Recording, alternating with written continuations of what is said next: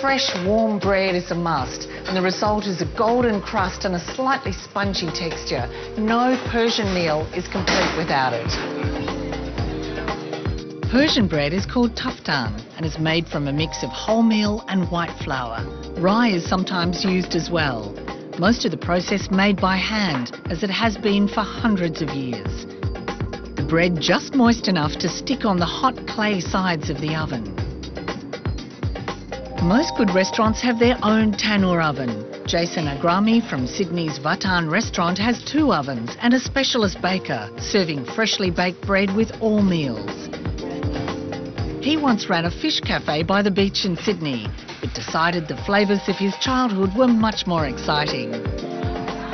One of his favourite dishes is gourmet sabzi, a slow-cooked dish with duck, dried lime and a mountain of herbs: parsley, coriander, garlic chives and dried fenugreek leaves. You couldn't find it fresh. You can... So you normally use these fresh in Iran? Yes, fresh, yeah. And when you start fry it, even 2-3 homes away, you know, they know you're doing the sabzi. Yeah.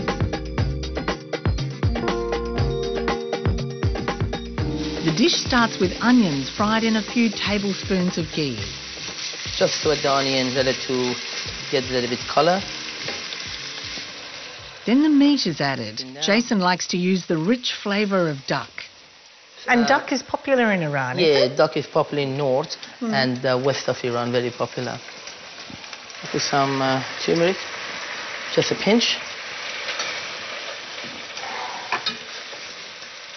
The sealed duck is removed from the heat and the fresh herbs are added. The colour starts changing on the herb and basically it's shrinking. Jason then adds a generous amount of dried fenugreek. And you see the different smell straight away. That's the smell that everybody knows you're making gourmet sabzi. That's it. Okay, we put back our duck. We add a little bit chicken stock or just plain water. Just cover the meat. Oh, look at that green colour. We add the dried lime, just crack it to get the flavor out. Yes, that's the way you just crack it. Put some salt and pepper. As you see, it's coming to the boil now. And you add some red kidney beans. We simmer it down for 2 hours. Oh, look at that.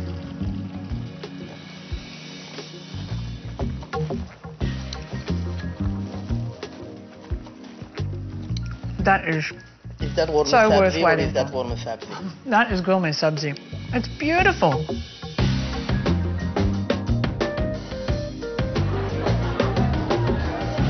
Across Iran, there's a dish said to be able to sustain workers through a long day. A dish that's also incredibly delicious.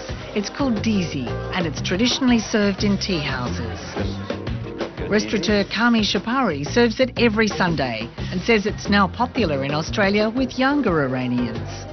This is the name of this container. It used to be the laborer's meal.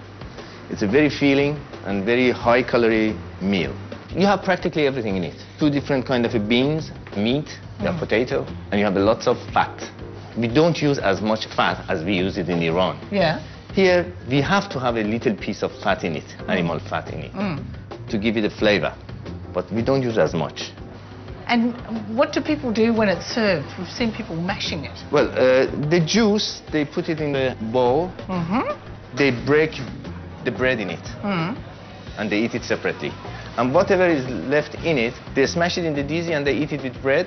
Sounds like so much fun. So this is the time when, you know, your mother said you shouldn't play with your food. This is the time when you can. They play with the food. Yeah. That's all the fun about it. That's why it's popular amongst the youngsters now.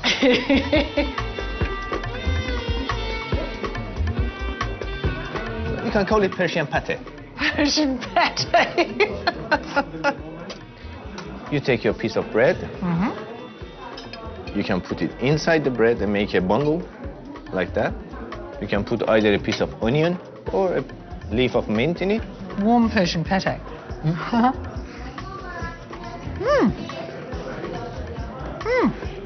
Very nice.